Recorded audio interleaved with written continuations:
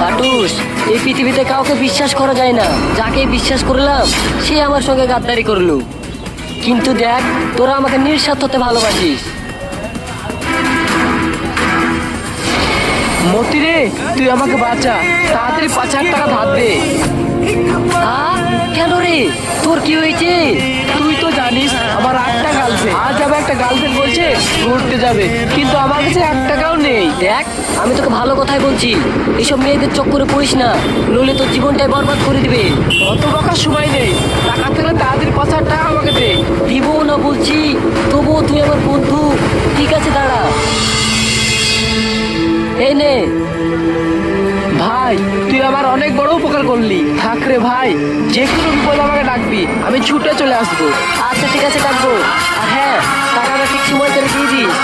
আচ্ছা ঠিক আছে, দিয়ে দেবো, আমি গেলাম।